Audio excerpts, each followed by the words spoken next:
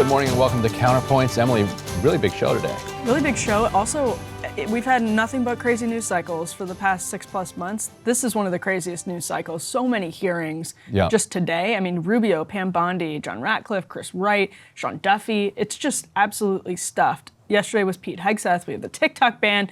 Covering here on the show today, huge news. And you guys at Breaking Points had a great scoop on what's going on with the ceasefire negotiations. Yeah, no, I was just thinking, I really do hope that Sagar's alien invasion holds off because I want to see how the next 4 years plays out. You're curious. I really am. Yeah, and you can't read the last page of the book first. That's the problem with life. It's going to be interesting. And I'm curious what would happen in the event of an alien invasion too, obviously.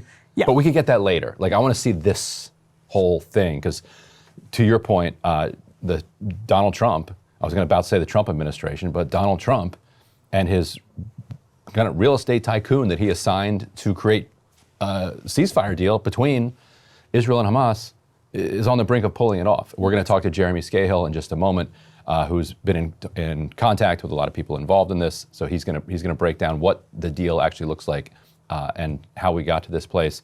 But quite incredible. I still stand by my prediction that Netanyahu is going to drag this all the way out to the 19th to ink the final details. Yes. Hope I'm wrong.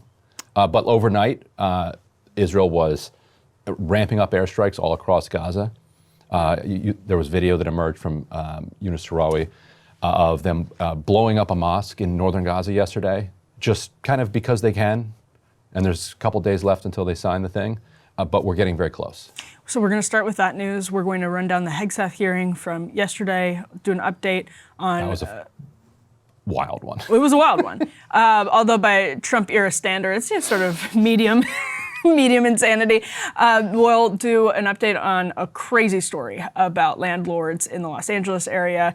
We'll talk about the migration from TikTok to RedNote. And we actually have a Princeton professor of astrophysics joining the show today to talk about how Donald Trump could potentially set himself up for a Nobel Peace Prize. 3 Nobel Peace Prizes. He wrote this essay for Fox News before Trump kind of slammed a ceasefire on Israel, right? Which, frankly, in another kind of world, could generate a Nobel Peace Prize for an American president. Yeah. Donald Trump has a steeper hill to climb to win that prize because he's Donald Trump, and it's ludicrous to consider him getting a Nobel Peace Prize. But he lays out, how over the next 4 years he's actually set up to resolve 3 major sources of conflict, and could legitimately deserve, if he pulled that off, 3 Nobel Peace Prizes. And potentially take us a little bit further from the brink, to the extent that we possibly can be, of I'd like to pull back from the brink. Yes, it sounds That'd great. Be a nice thing. Iranian president is giving interviews to American media, NBC News in particular, so we will have updates on all of that. As a reminder, breakingpoints.com, that's where you can get a premium subscription. And Ryan, if you can't get a premium subscription, you can't afford it. Just like and subscribe. Like and subscribe. Tell your friends, share it. It helps. It helps a lot. Clip it and put it on social, because we don't really do that. Yeah, that's true. Yeah. Shout out to Halal Flow. Yes, Halal Flow does that. I'm told we have Jeremy Scahill, your colleague at Dropsite, on the line here to help us break down the huge news about the ceasefire negotiations. Let's bring Jeremy in. Jeremy, how you doing? All right, pins and needles, hoping that this goes through. Yeah, so let's start back in May to bring people up to speed here. So May of 2024, that was maybe the first time since the November 2023 exchange of prisoners between Israel and Hamas, where there was that 1-week ceasefire. What happens in May, and what has kind of changed since then that got us to this place? Well, in May, Joe Biden comes out publicly and says that he's reached what he called a monumental point in the ceasefire negotiation, and that he has gotten assurances from Israel that they'll move forward with a deal. And the basic outlines of it are almost identical to what is now being negotiated. That's the first thing that should just be put on the table. They move forward, then they get the United Nations Security Council to officially endorse this, what they called the Biden framework. But actually, many of the tenets of it came from this sort of backdoor discussions between Antony Blinken, Brett McGurk, Bill Burns, the director of the CIA, and the Israelis, to make sure that when Biden goes out and says, hey, this thing is monumental, that it wasn't going to like blow up in the White House's face. Well, lo and behold, then Hamas is presented with these terms. There's the back and forth that always happens in these, which is at the technical level. So when you hear people saying, oh, Israel accepted this or Hamas accepted this, what they're talking about usually is they've accepted the broad framework. And then where the real, sort of problems start to occur is when you start talking about technical details. For instance, as of this morning, there was still back and forth going on in Doha over a number of technical issues. The Israelis didn't provide maps to the Palestinian side showing where their forces would be withdrawn from and where they would be repositioned. And the Palestinians are concerned that if they leave any vagueness, the Israelis are going to exploit it. So I just give that as like one example. So you have technical issues, and all indications are that these issues right now are being resolved. But going back to over the summer, they then get to that phase of it where you normally would be discussing like implementation. And then the Israelis start to put in what Hamas and Palestinian Islamic Jihad negotiators said, totally new terms that had to do with the Israelis wanting to remain in Rafah, to keep control of the Philadelphia corridor, to keep control of the Netzarim corridor. So Hamas is saying, well, wait a minute. We agreed to what Biden said was a monumental framework that the United Nations endorsed. We now need more time. And then they start the narrative, oh, Hamas refuses to accept the deal. Well, then what happens is you have this back and forth where the Americans come back to the Arab mediators who say to Hamas, listen, would you accept this phrasing in the deal that the Americans have said Israel will accept if you guys do?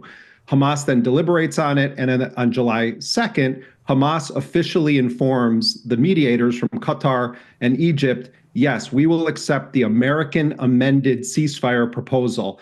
The Americans then go back to Israel, and Netanyahu says, no, the circumstances have changed. And then what happens is you have this, string of assassinations where Israel assassinates Ismail Haniyeh, the top negotiator for Hamas, and they do it in Tehran at a guest house that's controlled by the most elite military force in Iran. You then have the pager bomb plot in Lebanon, the wiping out of not only the senior echelons of Hezbollah, but also Hassan Nasrallah.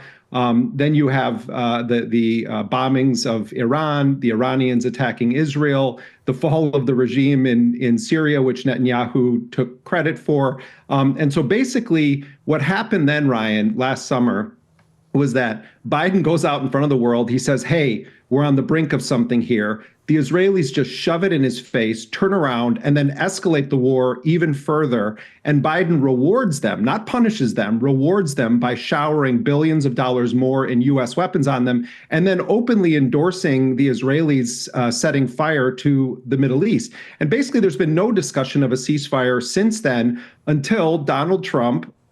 First of all, he campaigns, sort of to the left of Kamala Harris in some ways on this issue. It was a little bit contradictory because on the one hand, you have, Trump saying there's never been a more pro-Israel president or candidate in American history, and he wants Netanyahu to finish the job. On the other hand, he does what the Democrats weren't doing. He goes and he meets with a ton of Arab political and religious and civic leaders, including in Michigan, where you had this uncommitted movement, where many logical Democratic voters were begging the Harris campaign to pay attention to them.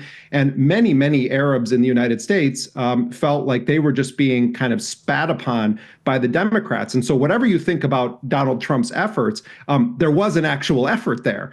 Trump then wins the election, and he starts saying things like there's going to be hell to pay if there's not a deal. Now, much of the reporting on that was, sort of spun as he's threatening Hamas, that some, unknown horror is going to, befall Hamas. First of all, what worse could possibly happen to the Palestinian people of Gaza right now? I mean, this is a way of letting Joe Biden off the hook because this has been a scorched earth genocide. But if you really paid attention, what Trump was doing was saying not just to Hamas this needs to get done, but also to Israel. And, there's a lot of people make fun of the people that Trump chooses for his positions. But, Trump is choosing people that he believes can, quote unquote, make a deal. So he taps Steve Witkoff to be his special envoy to the Middle East, who is kind of a fellow real estate tycoon. And, by all accounts, what has occurred is that for his own reasons, Trump has made it very clear to the Israelis that a deal needs to be done in time for his inauguration. We can talk about what Trump's motivations might be here, but Trump is showing that the power of the office of the presidency is vast. And it exposes the fact that Joe Biden and Kamala Harris systematically refused to ever take any actions, and there are many they could have taken, to force a ceasefire. The U.S. has enormous power and influence over Israel, and Joe Biden, partially for his own ideological support of Israel, and partially because these guys just got rickrolled by Netanyahu, just never did it. Bibi rolled. So let's put up A1 because this obviously brings us to today. Israel and Hamas agree in principle, as CBS News puts it, to ceasefire and hostage deal. You guys reported that at Dropsite as well, and this is what we're here to talk about. But if we move on to A2, Reuters fleshes out some of the bullet points of the ceasefire deal in ways that I know Jeremy and Ryan both can help us break down a little bit. Troop withdrawal, increased aid, future governance of Gaza. So what can both of you, hostage return obviously is part of that. So what can both of you tell us about sort of what's actually part of this tug of war, what's on the table right now, and how could it go wrong in the same way that, Jeremy, we saw it, as you mentioned, go wrong back in the summer? So, this is structured as a three-phase deal. Each of the phases are envisioned to be 42 days. The first phase of this, Emily, would be the exchange of 33 captives and hostages held in Gaza right now that are categorized as being in humanitarian releases. So this would be anyone under the age of 19, including, there are a couple of very small children that are still being held in Gaza. And we understand that the first three hostages that would be released in this exchange of captives would be the members of the Bibas family. People may remember that there was a 9-month-old baby, Kfir Bibas, who was taken from the kibbutz of Nir Oz on October 7th, along with his brother Ariel and the mother and father. And so the mother and those two children are widely believed to be the first three people that are going to be handed over. And then they've created a mathematical formula where for each Israeli civilian, a certain number of Palestinian prisoners or captives are going to be released. Israel's still holding several hundred children, minors, in their custody. We talk a lot about Israeli hostages. There are Palestinian hostages, in the dozens and hundreds being held by Israel right now. Also, there are 5 female Israeli soldiers that are being held in Gaza, and the numbers start to increase in terms of the number of Palestinians that will be freed from Israeli prisons in return for any military figures. So the first round would include only these 5 female Israeli hostages or prisoners, and then you have also older people or sick people. This first phase would have what's called a temporary cessation of hostilities, meaning that there would be a ceasing of fire, but this is not a permanent ceasefire.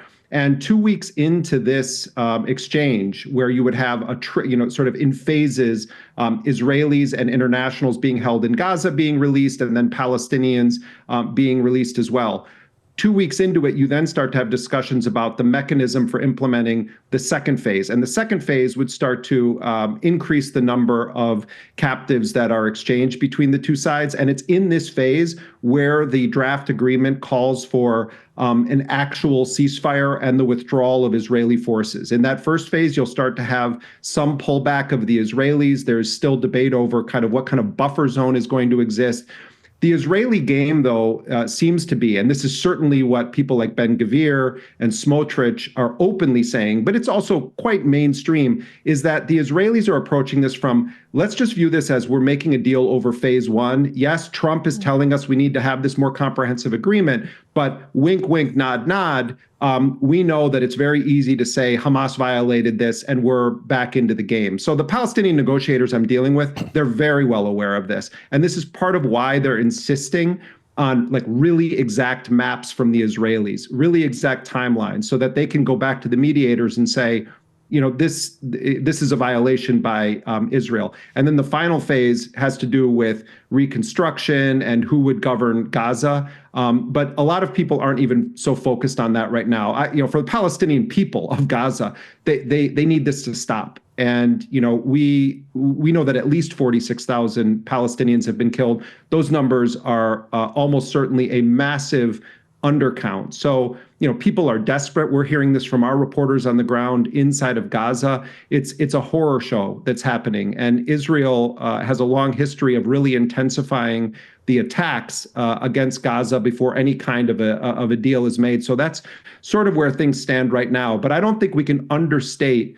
the role that Donald Trump's posture has played in the timing of this. If this gets pulled off, the timing will be almost entirely a result not of Joe Biden's supposed tireless work around the clock, but of Donald Trump basically saying it is over. Maybe it's over for a few weeks, but it's going to be over at some point for some period of time, and it's largely going to be because of Trump's intervention. And you don't have to take that from us. You can take that from Israeli media and Israeli politicians. And to your point about Ben-Gvir, we could put up A3 here. There was this remarkable moment where on Monday, was Antony Blinken was giving a speech saying that we're all just sitting around here waiting for Hamas to accept the deal.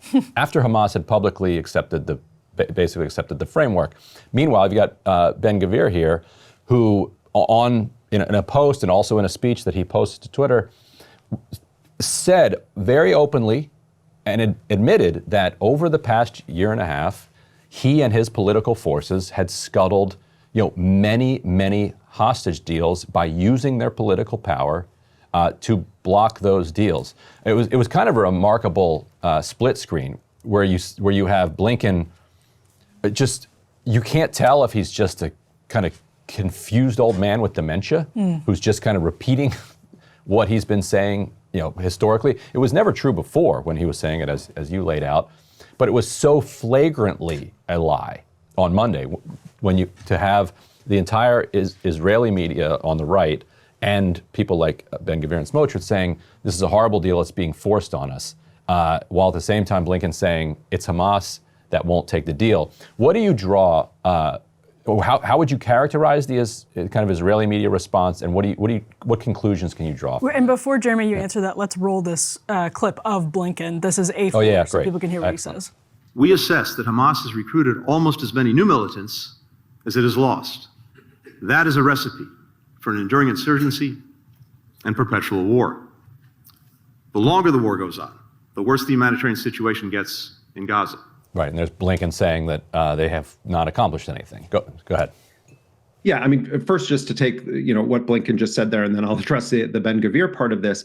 This is counterinsurgency, history 101. If you put people in an open-air prison camp, if you deprive them of the right to nonviolent resistance, if you deprive them of food and put them on a calorie-restricted diet, which the Israelis have done, if you dehumanize them, kill their parents repeatedly, tell them that there's no such thing as a Palestinian, you're going to leave the only option available to people who believe in fighting for their dignity to take up arms against their occupier or the colonial power that's invading them. So, we could have told Antony Blinken that this would happen on October 6th if they don't stop this policy that you're going. And by the way, it's not just that people are like joining Hamas. What we're talking about here is people deciding that they're going to be part of the armed resistance against what they very clearly view as a brutal, gratuitous colonial occupying power backed by the United States and other major Western powers. So, Antony Blinken is going to be like for years to come, waking up in the morning, going to his mirror and saying, it's up to Hamas now. He's got some weird tick where he's just constantly lying about that dimension of this. And we could talk about, Blinken as a kind of neo-Kissinger at some point. But to get back to Ben-Gvir, part of this is true, that the fact that Netanyahu's political stability depended on building this coalition with Ben-Gvir and Smotrich. But in recent weeks and months, he's been able to broaden his coalition out a little bit, so he doesn't actually need their votes in order to get this thing through. And I think part of this plays to Netanyahu's favor to sort of, have these guys on his right flank making this kind of noise. I mean, Netanyahu is the one that sabotaged the deal, not Ben-Gvir. And it wasn't only because Smotrich and Ben-Gvir were there. It was because Netanyahu knew he had the political support and it wasn't going to harm him politically to keep sabotaging these deals. But now you have a different equation where he doesn't so much need these guys. And, Trump and company, I think part of this for Netanyahu is he's hoping that by working with Trump, that Trump is going to help him politically as well. It's not entirely about the Gaza deal. There are questions about what have Trump people offered Netanyahu in response. Certainly one of the big prizes would be normalization with Saudi Arabia. That would be a huge victory for Netanyahu, especially if it doesn't include a very clear establishment of a Palestinian state. There's the belligerence toward Iran and the potential to start striking Iranian nuclear sites or down the line to try to enact regime change. Trump has been giving indications that may not be the full direction that he wants to go in, but let's just say it's out there. Annexation of the West Bank. These are all things that potentially are on the table. But Netanyahu primarily is concerned with Netanyahu. Let's keep that very clear. And I think that part of what's happening here is that there is some behind the scenes maneuvering between Netanyahu's camp and Trump's camp to look at how can Netanyahu's neck be saved politically as part of this apparent capitulation on the Gaza ceasefire terms. When reports that won't help, we can put a 5 up, include this one about Steve Witkoff basically calling Netanyahu's bluff about Shabbat.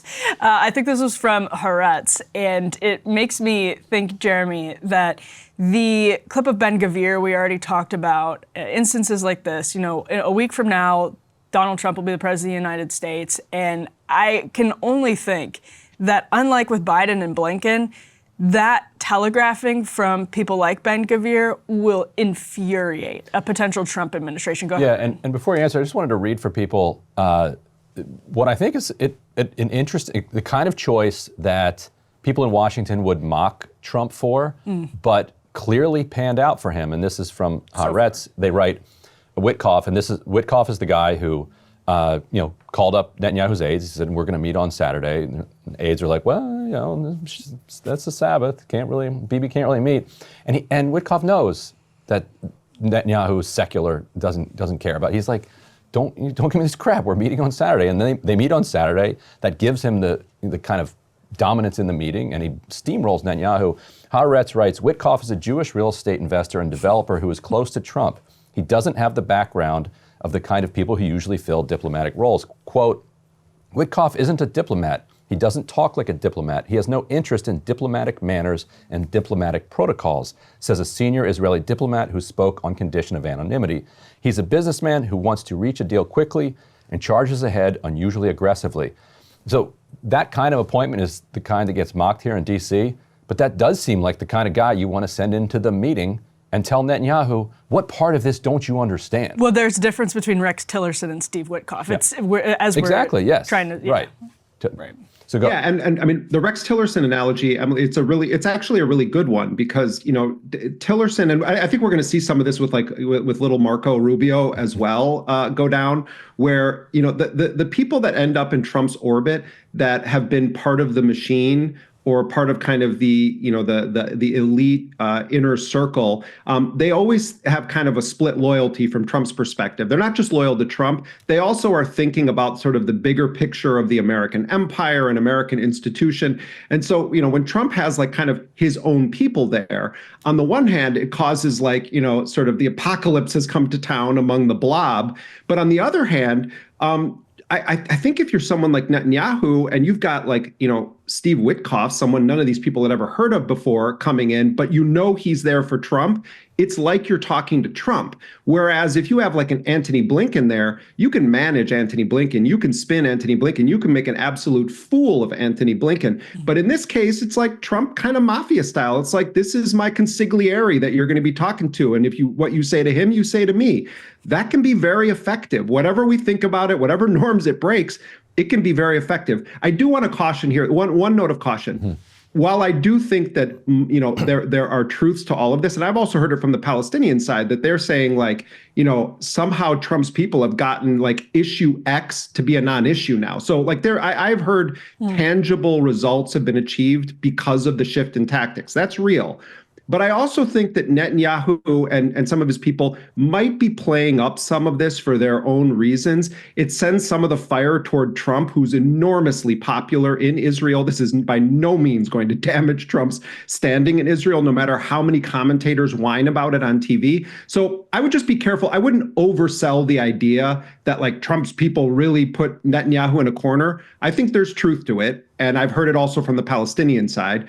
But I do think that there is some spin at play here because it in a way it does benefit Netanyahu. And I think Netanyahu's prize at the end of the day is his own political and personal fate more than it is anything about Israel. And in that way, he and Trump have some great similarities. And Trump reposted that wild Jeffrey Sachs critique of Netanyahu on Truth Social the other day as well. If you talk to Palestinians too, many Palestinians who follow this stuff closely are aware also of a variety of things that happened during Trump's first term, where Trump genuinely, for instance, seemed to like Mahmoud Abbas. Trump really seemed to be interested in some form of a deal that would lead to Palestinian statehood, something that Netanyahu would never even consider under Joe Biden. So there are wild cards here. And, again, we've talked about this on the show before.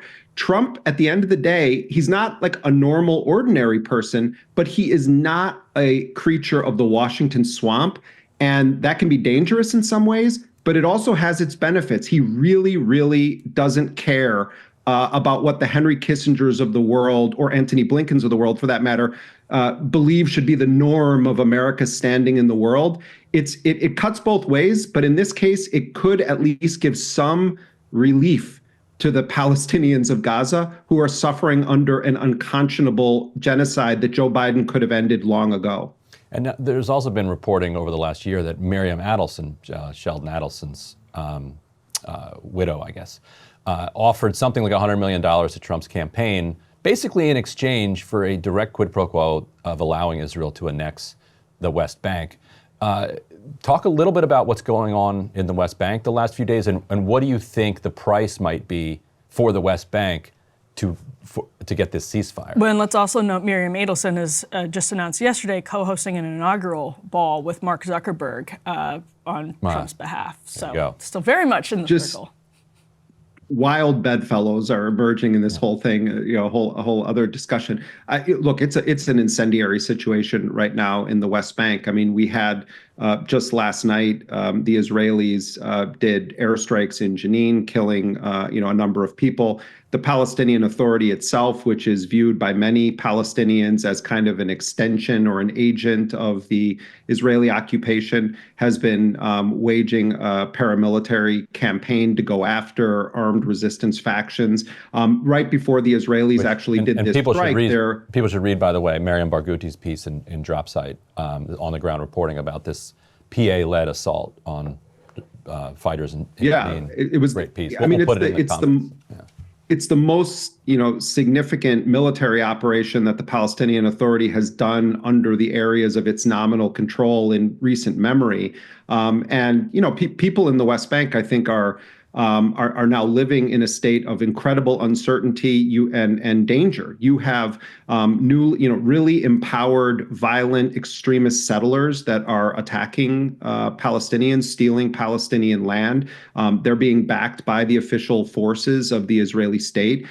You have Netanyahu and his government moving forward with trying to annex further territory, build more settlements. You then have the Palestinian Authority engaging in its paramilitary operations inside of the West Bank, and now Israel once again bombing in the West Bank. If there's a Gaza ceasefire deal, then I think you're going to see, and I'm hearing this from Palestinians on the ground, an intensification of Israeli operations in the West Bank itself.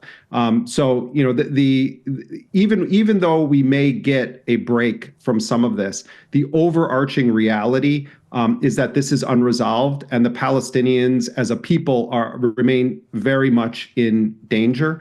I also think, though, that it is evidence that if the Palestinians had not resisted Israel, they would have been erased a long time ago. And, Hamas certainly is going to have to answer its own questions from its own people about decisions that it made over the course of the past 15 and 16 months. But at the end of the day, this is not a total victory for Netanyahu, the likes of which he claimed he was going to get. This deal doesn't say Hamas is gone. This deal doesn't say Hamas is not allowed to participate in politics. And Antony Blinken put a very fine point on it, even in a discombobulated way. Resistance is growing in Gaza and the West Bank. It's not being stamped out. You can't kill your way to victory. This was what Bush and Cheney thought they could do with their neocon wars that many Democrats backed. History just shows it never works. Look at Afghanistan. Jeremy, I was going to say the same thing. Blinken's point is actually so self-defeating if you consider it in that context. And before we let you go, just want to get your reaction to some of these mounting criticisms. They've been there all along, but especially pitched right now from hostage families. So this is A6. We can put this up. It's a VO. So you'll see on video hostage families, Israeli hostage families, saying that they have received threats, or families of the kidnapped have received threats that their loved ones would not appear on the returnee list if they continued to make noise. And some of the families backed down because they felt threatened. That's the translation. And if we move on to A7, you can actually see more of this. This is from We Are All Hostages, who says Netanyahu's coalition members attack hostage families on a weekly basis because they despise them. Jeremy, what are the politics, or how do these politics influence Netanyahu in the days ahead? This is an utterly sickening dynamic. Look at the way that the families of the Israelis being held in Gaza have been treated throughout the course of the past 15 months. Netanyahu and his supporters in the government have used the fact that there are Israeli captives, hostages in Gaza, as a major political cudgel to defend Israel's genocide. And yet at every turn when they could have returned them, how is it that they have not made a deal to get some of the elderly people out, or children? And I've been very clear from the beginning, no one ever should be taking children captive, hostage, harming them in any way. Those people should have been released long ago. And yes, Hamas should answer questions for that, but also Israel is the main reason why they haven't been released. And those families deserve the support of the world when they're saying, do anything to get our loved ones out of there. Because at the other end of that do anything means stop killing the children and the elderly and the sick of Gaza as well. They've been used as a political football, and to be told, if you don't shut up, we're going to push your family members further down the list and into the second phase or the third phase of this. This is just morally reprehensible behavior, and unfortunately not shocking. It's hostage taking. It's literally hostage taking to say that we will keep your family member held hostage unless you do X.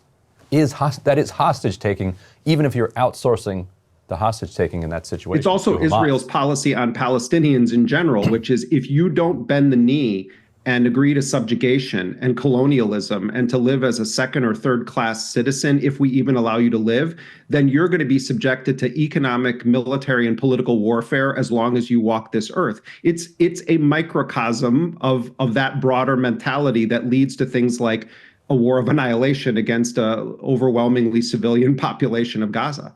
Yeah, and last question for you. From your sources, when are they expecting, when can we expect a kind of final announcement here? Ryan, I'd be an idiot if I answered that question because, I will give you guys one vignette. A few days ago, I was talking to a negotiator from the Palestinian resistance. We all say Hamas, but there's multiple groups that are involved with the negotiation. It's not just Hamas. And they said that they had to affirm in no uncertain terms to the mediators that there would be no leaks about this. They also want this deal to go through. So I had indications. It looks like it's going to be today. But then you have these hiccups happen with technical discussions. So I think there's a high likelihood that it's going to happen before Trump's inauguration. But the devil is in the details, and Netanyahu has been known to pull 11th hour tricks. So I'm not so naive as to say, oh, Ryan, well, my sources are telling me today.